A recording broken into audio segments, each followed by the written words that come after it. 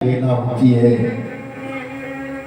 उस संध्या की वेला के बीच में रुक्म रेखा नाम की एक दासी, जिसको लोग मंत्रा के नाम से जानते थे, वो मंत्रा अपनी रानी केकई की महलों की ओर जाने लगी। केकई के महलों की ओर जा रही है और जैसे वो बाजार से निकलने लगी तो बाजार के बीच में तो सेनाइयां बज रही थी, तोरण गाड़े जा रहे थे, मंगल गीत हो रहे थे। तो पूछा कि क्या बात है आज क्या हुआ इस अयोध्या में, मैंने तो कुछ सुना नहीं। क्या? अरे तुझे नहीं मालूम, कल राम राजा बनेंगे। राजा दशरथ ने आज बड़ी सभा में कहा है। बस मंत्रा के कानों में जब ये शब्द गए तो हृदय में बाण लगा। क्यों? कारण मंत्रा तो अच्छी थी, देवताओं ने मंत्रा की बुद्धि बिगाड़ दी। आज सब देवता उठ करके सरस्वती के पास गए, सरस्वती से कहा, मां अनर्थ हो जाएगा, राम राजा बन जाएंगे, रावण को कौन जीतेगा, धरती के ऊपर से अनर्थ कैसे कम होगा, धरती के ऊपर से अनर्थ कम कैसे होगा। आप जाओ ऐसा कोई उद्योग करो कि राम को राज नहीं, राम के लिए वनवास हो जाए। सरस्वती ने कहा, ये क्या करे, तुम्हें मालूम है अयोध्या में आज कितनी प्रसन्नता है, अयोध्या में आज कितनी खुशी है, और तुम कह रहे कि विघ्न कर दो। मालूम है किसी के हृदय को ठेस लगाना क्या होता है। खुशी देना जमाने को, मुझे हरदम रुदन देना, अवर को देना गुलशन, मुझे वीरान बन देना। अरे सहारा दे नहीं सकते तो ठुकरा मत देना, सुगंधी दे नहीं सकते तो दुर्गंध मत देना। तुम किसी का सहारा नहीं बन सकते तो दुख क्यों दे रहे हो।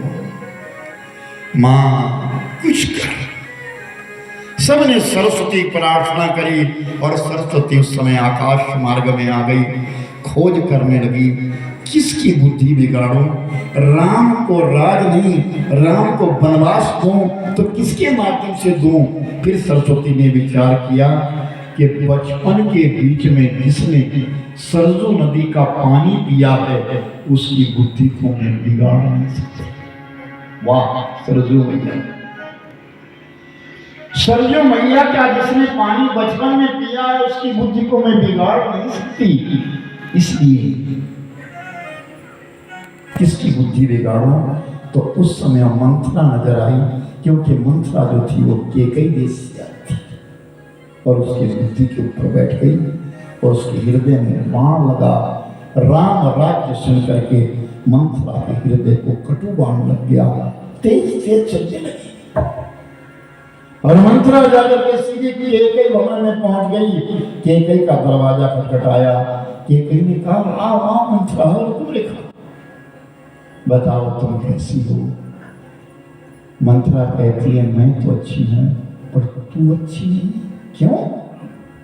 मुझे क्या हुआ? नहीं रानी तू अच्छी नहीं है, अभी तक अच्छी थी अब अच्छी नहीं होगी। क्या बात है, सीधी बात बोलना।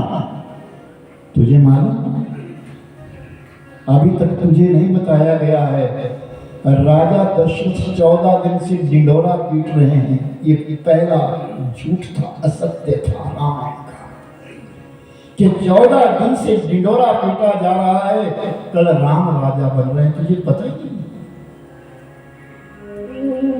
केकई कहती है, अभी मंत्रा तूने वो बात कह दी जिस बात को मैं सुनने के लिए तरस रही थी। कितनी बार तो मैंने राजा से कहा, चक्रवर्ती से कहा कि महाराज राम को राज बना दो, राम को राज कर दो, लेकिन मेरी तो सुनते ही नहीं थे। और आज जो तूने मुझे बात सुनाई, मां क्या लेना चाहती है, ये तो मेरे मन की बात कर दी। जो तू मांगना चाहती है मांगने में तुझे प्रणाम करूंगी। मंथरा कहती है तेरा दिमाग खराब है, मैं तेरे को सहारा देने के लिए आई और तू दूसरा वचन कहती है। राम कल राजा बन जाएगा, कौशल्या राजमाता बनेगी, तू दासी बन जाएगी। क्या बात कर रही है? कौशल्या राजमाता बननी चाहिए, अच्छी बात है, लेकिन मैं दासी क्यों बनूंगी? मैं तो उसकी छोटी बहन हूं, कितना प्रेम करती हूँ उससे, और राम तो मेरा प्यारा है, लाडला है। सुन, जब पद मिल जाता है तो उसकी गरिमा कुछ और होती है, फिर वो तुझे नहीं देखेगी, तू दासी बनेगी और तेरा भरत कैद खाने में चला जाएगा। कैकेयी ने बहुत बुरी बुरी बात कही, मंथरा के लिए अनेक प्रकार से तिरस्कार किया, ठुकराया, लेकिन आज कैकेयी के द्वारा कुटिल गुरु आया है। गुरु तो आया लेकिन कुटिल गुरु आया है आज, और वो मंथरा जो है कैकेयी को उपदेश दे रही है, और जटिलता का उपदेश दे रही है, कड़वाहट बीज भर रही है। तुझे नहीं मालूम, जब राम राजा बन जाएगा भरत को चलने फिरने नहीं देगा, उसको जेल खाने में डाल देगा, नाना विधि प्रकार से उस कैकेयी को उसका मन में विष भरने लगा। दुर्जन व्यक्ति का यही कार्य है कि वो दूसरे के हृदय में विष भरता है। और कैकेयी के मन के अंदर अंकुर हो गया, और फिर कहती है सुन, अरे कैकेयी मैं तुझे एक बात और असली बता देती हूँ। क्या? तुझे नहीं मालूम? तू राजमाता बनी या कौशल्या राजमाता बने, मैं तो दासी की दासी बनूंगी, मुझे कुछ मिलने वाला नहीं है। लेकिन एक बात मैं तुझे बता दूं, एक बात तेरे लिए स्पष्ट कह देता हूं, मैं कह देती हूं मैं, सुन, राजा दशरथ भी तेरे नहीं रहेंगे, राष्ट्रपिता हो जाएंगे, वो भी तेरे पास। सुन, तुझे मैं एक बात बता देती हूँ, कैकेयी के मन में जब ये अंकुर जगा और कैकेयी ने स्पष्ट कह दिया, क्या अब कुछ हो सकता है? हाँ। और मंथरा का मन प्रफुल्लित हो गया कि अब बात है। सुन कैकेयी, तुझे याद नहीं है, देवासुर संग्राम में गई थी तू राजा के संग, और राजा ने ना तेरे लिए 2 वचन दिए थे, और तेरे जो 2 वचन हैं वो राजा के पास धरोहर है, मांग ले, समय आ। एक वचन में ना तू भरत को तिलक मांग, तेरा भरत राजा बनेगा, तू उस राजमाता बनेगी, मांग ले, समय तेरे पास, क्योंकि वो रघुवंशी है, वो वचन नहीं तोड़ते, देना पड़ेगा। और दूसरे वचन में राम को 14 वर्ष का वनवास। कैकेयी ने कहा, सुन मंथरा, राज तो मैं मांग लूंगी, लेकिन वनवास नहीं मांगूंगी। अगर तू राम को वनवास नहीं देगी तो राम भरत से राज करने ही नहीं देगा। इतना कहते कहते मंथरा कहती है कि कैकेयी सुन, इस महल को छोड़, अपने वस्त्र फाड़ दे, सिर के केश खुले कर दे और कोप भवन में चली जा। नारी को खुले केश रखना वर्जित कहा गया है। कोप भवन में जा, जब दुर्दशा होती है तो ही केश खुले छोड़े जाते हैं। रजस्वला धर्म में केश खुले छोड़े जाते हैं। आगे पीछे सौभाग्यवती स्त्री को अपने केश कभी खुले नहीं छोड़ने चाहिए। और इतना कहते कहते वो मंत्रा चली गई कि कई विचार करने लगी, क्या ये सत्य? अभी अंधेरा आने वाला है, राजा दशरथ जी तो आने वाले हैं, वो आएंगे और मेरे पास संदेश लेकर के जरूर आएंगे, क्योंकि रात्रि में भोजन कौशल्या के संग करते थे और शयन करने के लिए, विश्राम करने के लिए केकई भवन में आया करते थे। केकई उठी, अपने अच्छे वस्त्रों को उतारा, पुराने फटे वस्त्र पहने और को भवन में चली गई। दरवाजा खुला छोड़ दिया, शैया रह गई, धरती के ऊपर लेट गई। राजा दशरथ जी आया और दशरथ जी जैसे ही आया, रानी का महल देखा खाली, कहां है कौ भवन? केकई भवन के साथ को भवन बना। और जब को भवन में गए और को भवन के बीच में केकई को देखा तो राजा दशरथ, ये क्या? केकई तुमने ये क्या कर दिया? ये तुमने कौन सा काम कर दिया? केकई स्वर्ग में तेरे लिए संदेश लेकर गया था, इतने दिनों से तू कहती थी कि मेरे राम को राजा बनाओ, राजा बनाओ, राजा बनाओ। आज मैंने सभा में वचन दिया, कल तेरा राम राजा बनेगा।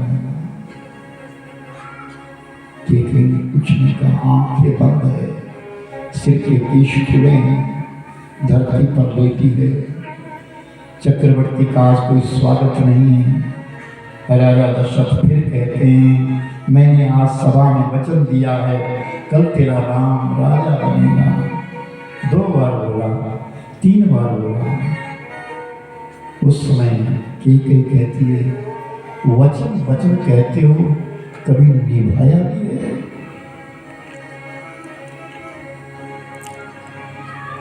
रघुकुल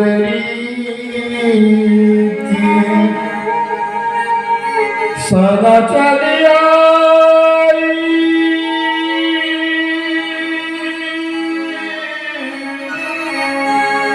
प्राण जाए पर मंजिल न जाए, प्राण जाए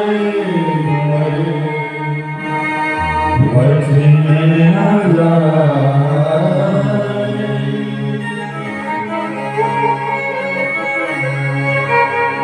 मेरे कुल की रीति है, भले प्राण चले जाए लेकिन मैं वचन नहीं तोड़ता। तो सुनो, आपको याद है मेरे 2 वचन हैं आपके पास, केकई 2 नहीं 4 मांग। आज समय है 4 वचन मांग, 2 नहीं 4 मांग। मेरे मन प्रसन्न है, कल मेरा राम राजा बन रहा है। जिस पिता का पुत्र राज सत्ता का मालिक बन रहा हो, उससे कोई अगर प्राण भी मांगे तो वो भी देने को तैयार है। मां 4 नहीं 2 चाहिए बस। क्या? सुनो प्राण प्रिया भावत गीता,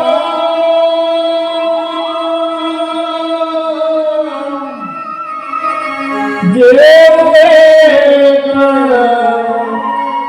भर भर कंठी, देव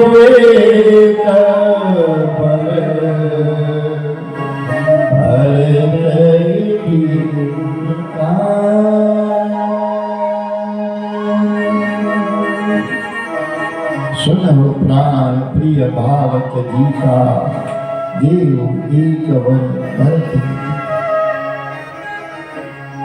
मेरा वचन 2, पहला वचन मेरे लिए 2, कि राजा राम नहीं, राजा भरत।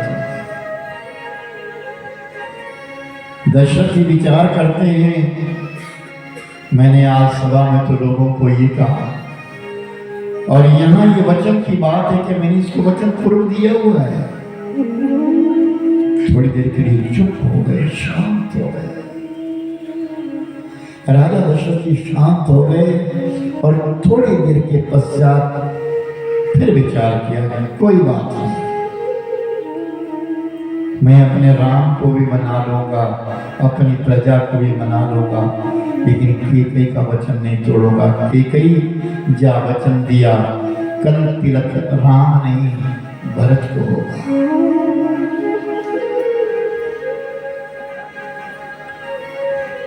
जा खुशी देना जमाने को, मुझे हरदम रुदन देना,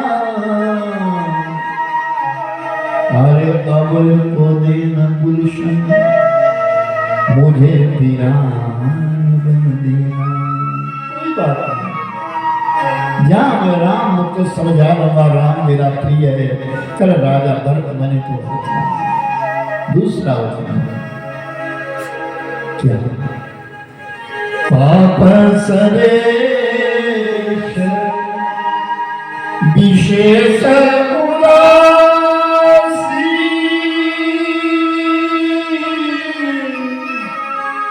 चाला वर्ष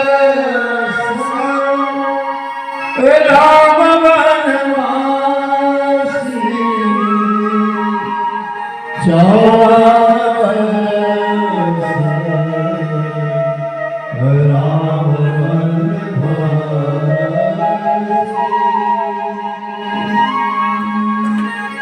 विशेष तपस्वियों का वेश धारण करके 14 वर्ष के लिए राम वन में चला गया। 14 वर्ष के लिए राम वन में चला गया। राजा दशरथ ने कहा कि ये कहीं क्या मजाक कर रही है मुझसे? वचन तो नहीं, राम को राज नहीं दूंगा, लेकिन वनवास क्यों दे रही है? नहीं, वचन दो। राम के बिना मैं जी नहीं सकूंगा, वचन दो राजा। कैकेयी ने बारंबार जब कहा तो राजा विचार करते करते मूर्छित हो गए। पानी का गड़बा लाया और राजा के मस्तक पर छींटा मारा। होश में आए, राजन वचन दो। राजा फिर समझाते, कैकेयी नहीं मानती, आखिर में फिर बेहोश हो जाते हैं। फिर पानी का लोटा लाती, छींटा देती है, न खुद सोती है न सोने देती है। इसी प्रकार वचन मांगते मांगते उस कैकेयी को भोर हो गई, सुबह राजा दशरथ अचेत मूर्छा में गिर जाते हैं। समय बीतता चला गया और महलों के बाहर एक बहुत बड़ी कतार लगी। लोग आए हैं किस लिए? राजा बाहर आएंगे, हम बधाई देंगे। आपको बधाई हो महाराज, आज आप राजपिता बन रहे हैं, राष्ट्रपिता बन रहे हैं, राम राजा बनेंगे, आपको बहुत बहुत बधाई हो। ऐसा विचार लेकर के लोग बाहर खड़े हैं, लेकिन चक्रवर्ती तो बाहर आए नहीं। सूर्य निकल गया। जो राजा तारा की छांव में उठ करके सरजू नदी में स्नान करते हैं, वो सूर्य निकलने तक आज महलों के अंदर है। कुछ ना कुछ गड़बड़ है। प्रजा बाहर खड़ी है। सबने कहा सुमंत बाबा से, बाबा आप अयोध्या के प्रधानमंत्री है, जाओ ना पता करो। सुमंत बाबा जब कोप भवन में पहुंचे और राजा की जब दशा को देखा, तो कई मां से कहा, मां क्या हुआ हमारे चक्रवर्ती को? कठोर बनी, बड़ी कठोरता से कहती, चले जाओ यहां से, जाओ राम को लेकर के आओ। बस इतना कहना था। सुमंत बाबा समझ गए राजा रात्रि में काम दर्शन करने आया, तबीयत बिगड़ गई। अब राम दर्शन करेगा तो तबीयत अच्छी होगी, इसलिए सुमंत बाबा बाहर आए। सब पूछने लगे क्या हुआ, क्या हुआ, क्या हुआ? लेकिन सुमंत बाबा कहते कुछ नहीं, ठीक है, सब शांत रहो। सुमंत बाबा सीधे राम के महल पहुंचे हैं।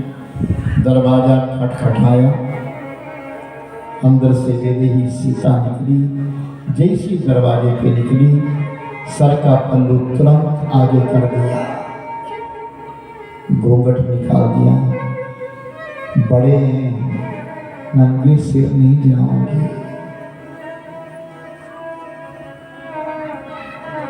सुमंत बाबा कहते हैं बेटी बताओ राम कहाँ है? इतना कहते कहते सीता मैया ने सुमंत बाबा के चरणों में प्रणाम कर दिया। क्या कर रही हो बेटी?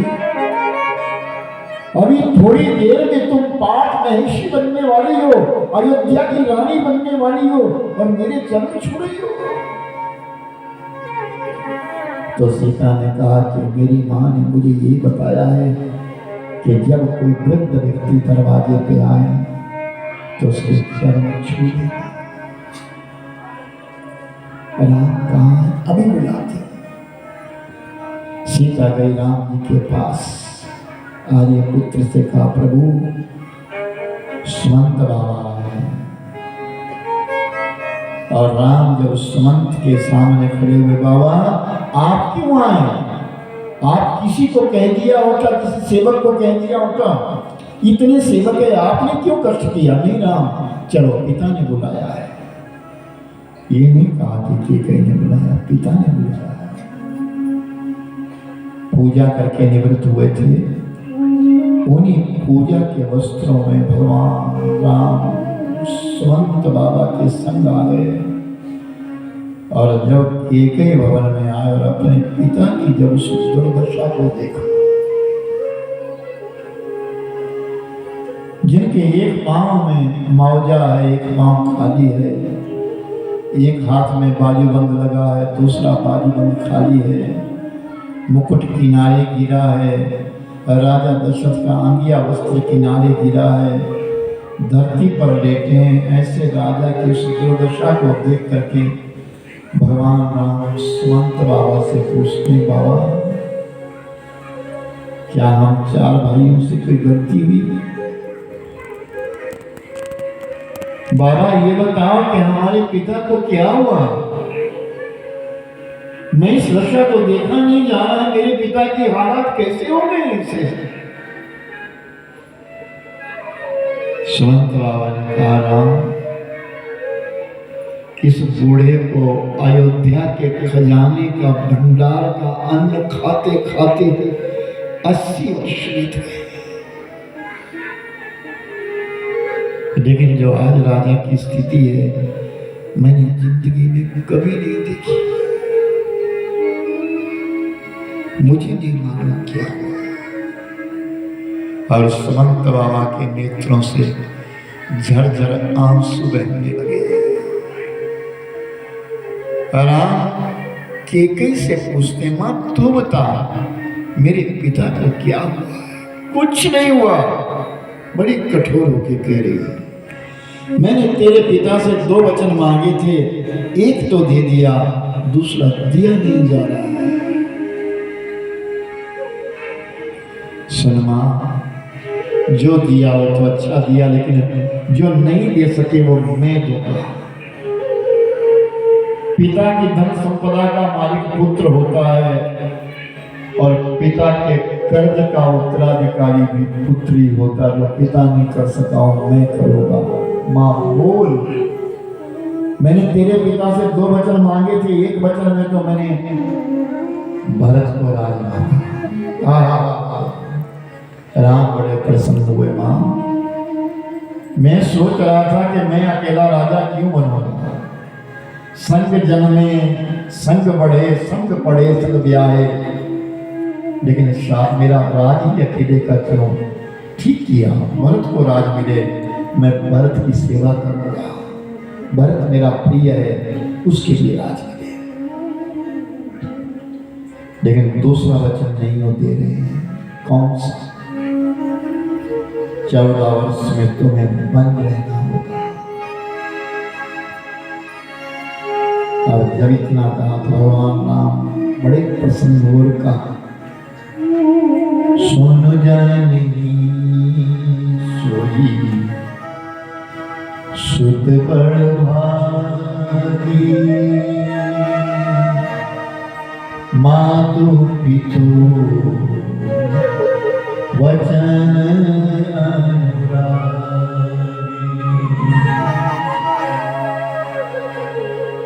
सुनो जननी सोई सुत बड़ भागी, मातु पितु वचन अनुरागी। आय मां सुन, वो बालक बड़ भागी है जो माता पिता के वचनों का पालन करता है। वो बालक बड़ भागी है। मां, तूने अच्छा मांगा, मैं अभी आया। भगवान राम का बाहर आना, सुमंत बाबा का बाहर आना। सुमंत बाबा ने सबको कह दिया, राम को राज नहीं, बर्दाश्त।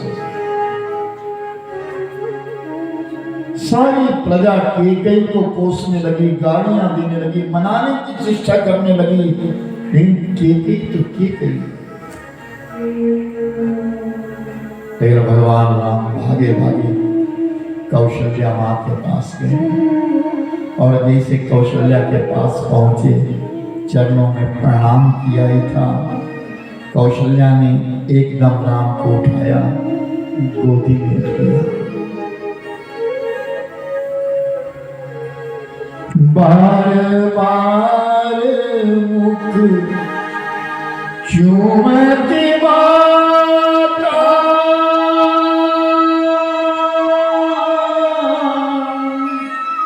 नयन नेहा फूल पुलकित गाथा, नयन नेहा पुलकित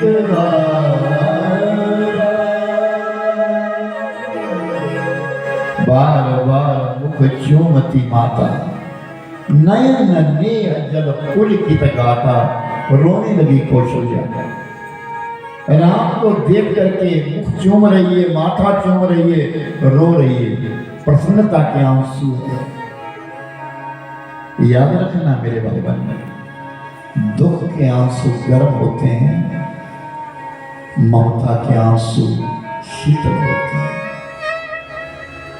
ठंडे ठंडे आंसू बहा रही है कौशल्या, राम का मुख चूम रही है। और राम सुन, आज मैं पूरी रात सोई नहीं। मैंने ना तेरे लिए एक बड़ी सुंदर पोशाक बनाई है, पहन इसको।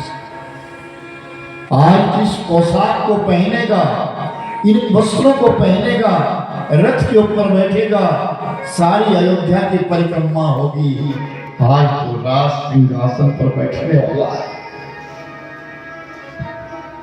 राम चुप है। सुन राम, तो चुप क्यों है? आज मैंने तेरे लिए ना अपने हाथों से खाना बनाया है। हमारे कुल की परंपरा है कि जिस दिन बेटा राज सिंहासन पर बैठता है ना, उस दिन मां के हाथों का बना हुआ खाना खाता है। आज के पश्चात तुझे दास दासियां खिलाएंगे। चल, मैं आज तुझे अपने हाथों से खिलाऊंगी। कौशल्या को क्या मालूम है कि तेरे बेटे को राज नहीं बनवास। राम चुप है, कुछ कह नहीं रही। कौशल्या बारंबार राम क्यों कहती, राम बताना, चलना भोजन करना। राम अब राम विचार करते कुछ सुनना पड़ेगा, मां तुझे सुनना पड़ेगा, इस पीड़ा को सहन करना पड़ेगा। पिता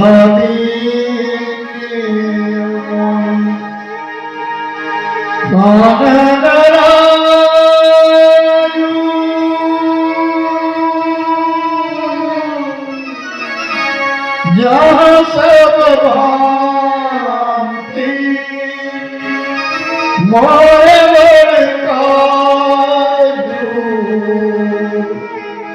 यहाँ सब भांति मोरे बड़का।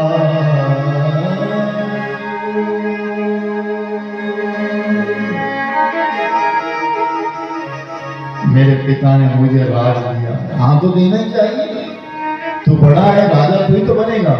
पर मत सुन, हमारी अयोध्या कोई छोटी थोड़ा है, बड़ी दूर तक फैली हुई है।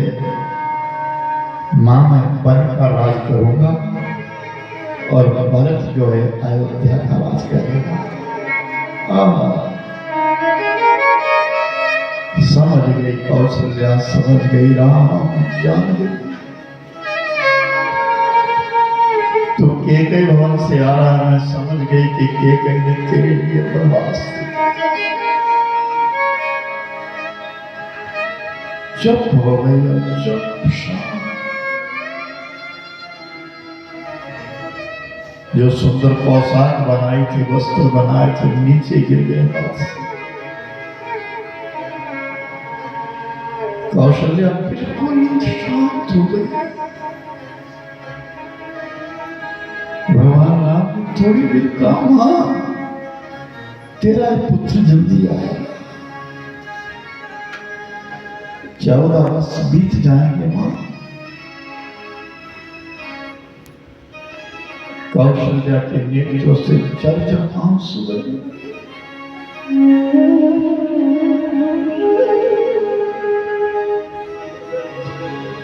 राम रो नहीं रहे, कौशल्या हृदय हो रहा है।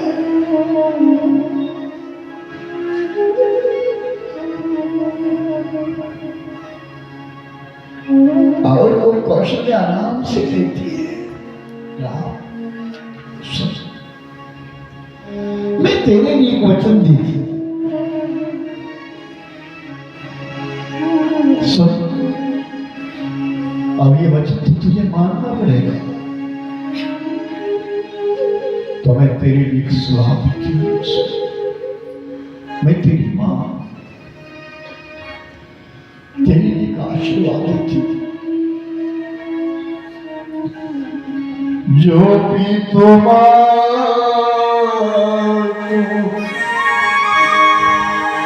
दया बन जाना,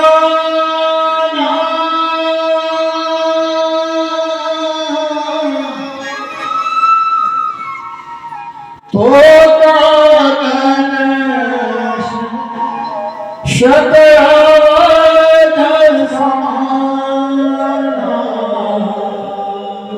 तो कानन शत अवध समान।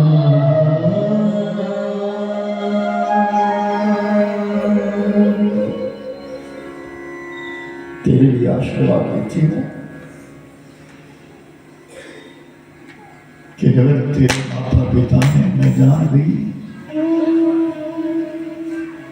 कि तेरे पिता ने नहीं, तेरी मां ने कहा, विधाता ने कहा है, जान गई तुझे वनवास दे दिया 14 वर्ष का। जेपी तुम्हार तो कहे बलियाना, तो मेरे आशीर्वाद से तो कानन शत अवध समाना।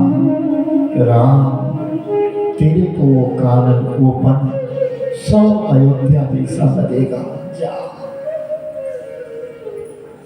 तेरा जीवन अच्छा रहेगा। और कौशल्या के चरणों में इस समय भगवान राम ने अपना मत्था रखा। कौशल्या जर जर करके रो रही, माथा भीग गया राम का।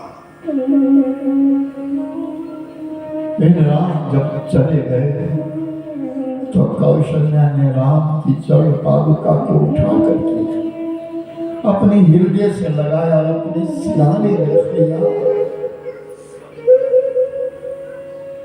और ऐसा कहते हैं मेरे भाई कि 14 वर्ष तक राम की वो पुरानी चरण पादुका को कौशल्या अपने सिरहाने में लेकर के सोती थी। राम बाहर आए, जैसे बाहर आए, बाहर सीता खड़ी है। पता लग गया है मैं आपके संग जाऊंगी। नहीं सीते, तुम नहीं जाओगे।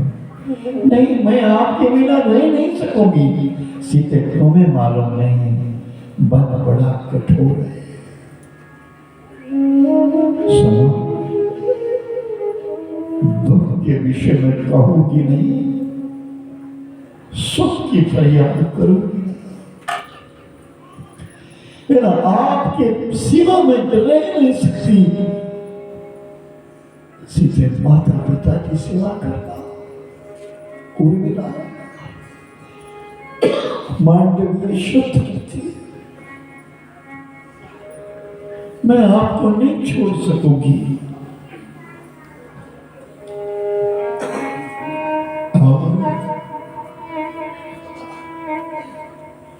सीताराम के संग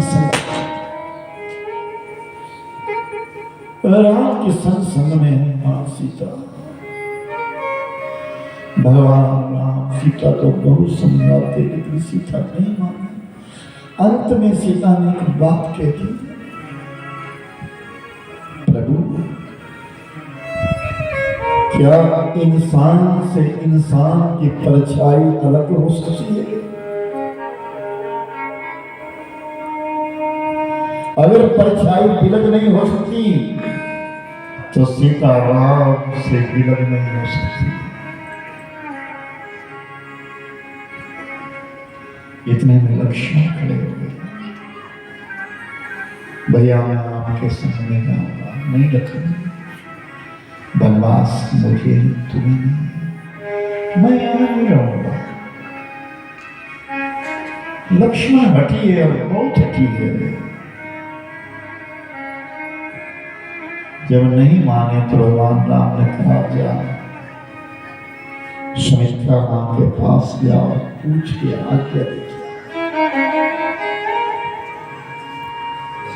लक्ष्मण गए और सुमित्रा मां के चरणों में प्रणाम किया और सारी बात बताई, मुझे क्या किया है।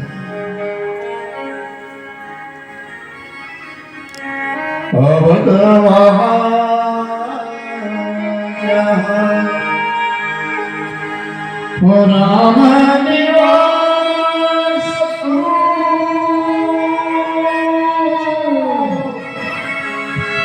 दिवस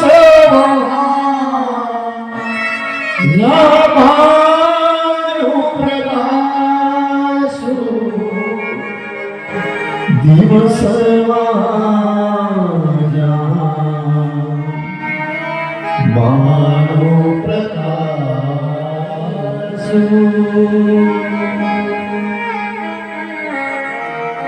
संरक्षण मेरे पास क्यों आया? अवध वहां जहां राम निवासु, जहां राम होंगे वहां होगी अयोध्या। आज तो अयोध्या यहाँ नहीं रहेगी कि तू राम के संग में जा, मेरे साथ पूछने क्यों आया। लेकिन एक वचन दे देंगे, क्या कि सपने में भी कभी अपने भाई और भाभी के प्रति तेरे मन में कोई कुभाव ना आए। तो लक्ष्मण कहते, मां सुन, सपना तब आता है जब कोई सोता है। तेरा ये पुत्र, तेरा एक पुत्र आज सौगंध खाता है और तुझे वचन देता हूं कि 14 वर्ष तक सोऊंगा भी नहीं। जब मुझे नींद नहीं आएगी तो सपना कैसे आएगा? मैं कभी सोऊंगा नहीं। प्रणाम किया और उर्मिला की ओर चला गया। उर्मिला उस चित्रकला में पारंगत है, चित्र बनाती है, बहुत सुंदर झांकी का निर्माण करती है। राम दरबार की झांकी बना रही थी, उसे कुछ पता नहीं है अभी तक। लक्ष्मण गए और बड़े जोर से आवाज दी, उर्मिला। उर्मिला घबरा गई। जो स्याही जो दवात हाथ में पकड़ा था वो एकदम उल्ट गया, सारे चित्र पर गिर गया और पूरे का पूरा चित्र बिगड़ गया। मुड़ करके देखा दरवाजे के ऊपर तो लक्ष्मण है। आर्य पुत्री, आपने क्या किया? मैं राम दरबार की झांकी बना रही थी कि राम सिंहासन पर बैठे, संग में मेरी बहन सिंहासन पर कितनी सज रही थी, लेकिन आप जल्दी में आए और आपने मेरे लिए आवाज भरी। मैं घबरा गई, मेरे हाथ से स्याही गिर गई, पूरे का पूरा चित्र बिगड़ गया। मैं इस चित्र को जनकपुर भेजना चाहती थी कि हमारे माता पिता देखें। लक्ष्मण कहते हैं, उर्मिला, यहाँ तेरा बनावटी चित्र बिगड़ा है और उधर अयोध्या का जो वास्तविक चित्र है वही बिगड़ गया है। राम को राज नहीं, वनवास हो रहा और मैं राम के साथ 14 वर्ष के लिए जाऊंगा। और मीना ने एक भी शब्द नहीं कहा। आरती की थाली सजाई और उससे आरती उतारी। जैसे आरती उतारी मेरे भाई बहन, खड़ी रही और 14 वर्षों तक खड़ी रही। बड़ी सुंदर कथा आती, आगे प्रसंग आएंगे। उर्मिला का प्रसंग बड़ा सुंदर है। 14 वर्ष इंतजार किया है जिस देवी ने। लक्ष्मण लौट करके आए। अब राशि वस्त्रों का त्याग तीनों ने कर दिया है और अब पिता का आशीर्वाद लेने, कैकेयी मां का आशीर्वाद लेने के लिए सिंहासन को छोड़ करके सीधा रनिवास में जाते हैं, जहाँ रानी बैठी है। राजा दशरथ की धरती के ऊपर है, सुमंत बाबा खड़े हैं, भगवान राम लक्ष्मण विधि तीनों ने जो राजा दशरथ को प्रणाम किया। राम जा लक्ष्मण तुम भी और बेटी तुम भी जा रही हो।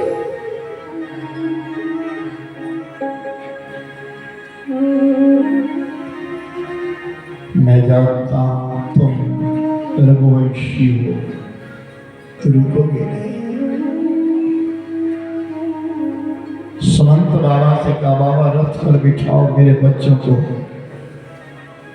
और इस अयोध्या की परिक्रमा करवाओ और ले आओ, वचन पूरा हो जाएगा।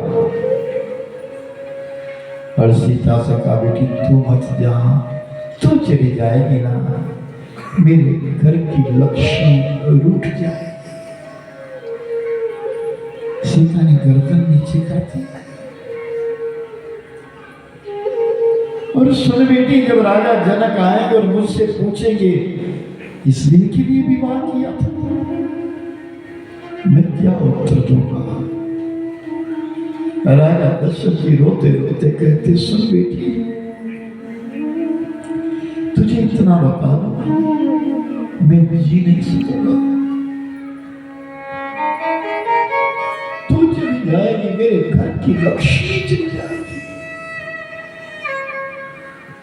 मैं कंगाल हो जाऊंगा। बेटी तू रुक जा, रुक जा। सीता ने भगवान राम लक्ष्मण और विदेही जब तीनों ने नमन किया, प्रणाम किया और जब दरवाजे से बाहर जाने लगे, तो राजा दशरथ ने सुमंत बाबा से कहा, बाबा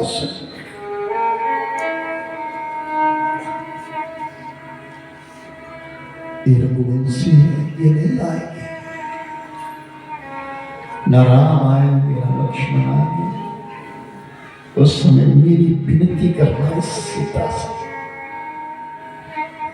सीता से प्रार्थना कर देना, इसे वापिस ले आना। नारी जीवन है तुम्हारी कहानी, आंचल में दूध है और आंखों में पानी। स्त्री कुछ नहीं कर सकती, मजबूर हो जाती है। कौशल्या मां अपने महलों की खिड़की के ऊपर झरोके पे खड़ी खड़ी दिख रही है। सुमित्रा अपने महलों से झांक रही है। सारी प्रजा आंगन में खड़ी हो गई है। सुमंत बाबा बाहर निकले हैं। राम लक्ष्मण और वेदी को सब कह रहे हैं, आप हमारे यहाँ रहेंगे, आप हमारे यहाँ जाएंगे, अयोध्या में नहीं रहेंगे, हम जंगल में चले जाएंगे, वहां रहेंगे आपके साथ।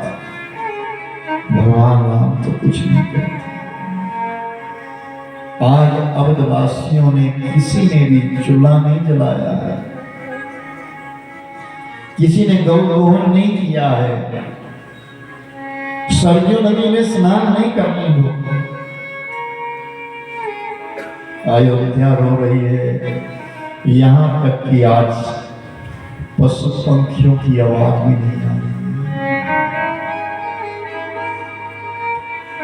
भगवान राम को सब जाने से रोक रहे हैं। कौशल्या भैया बारंबार देख रही है झरोके से। सुमंत बाबा को देख करके राम ने कहा, बाबा रथ लाओ, बिना रथ से नहीं जाया जाएगा, लोगों की भीड़ बढ़ती जा रही है।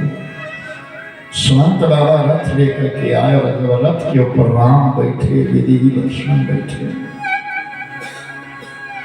जैसे रथ चलने लगा, जिन माताओं की गोदी में नन्हे नन्हे बालक थे, उन्होंने राजमार्ग पर आगे डाल दिए।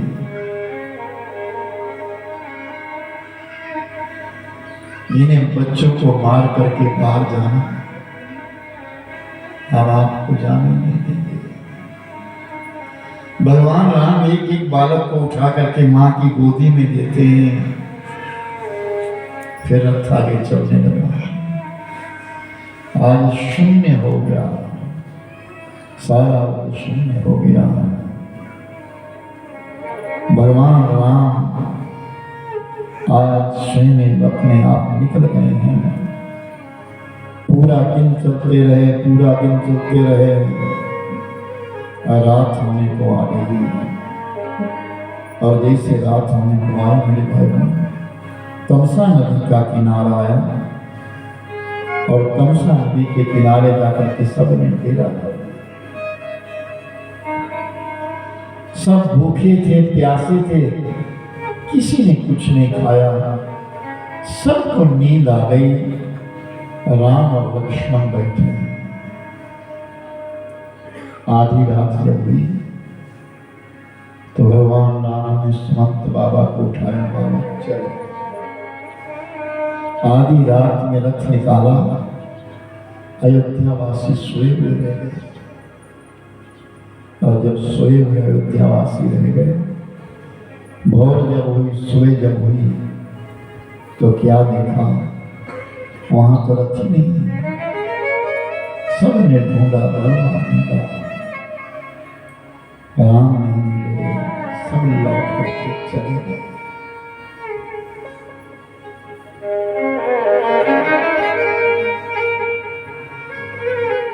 और सब अयोध्या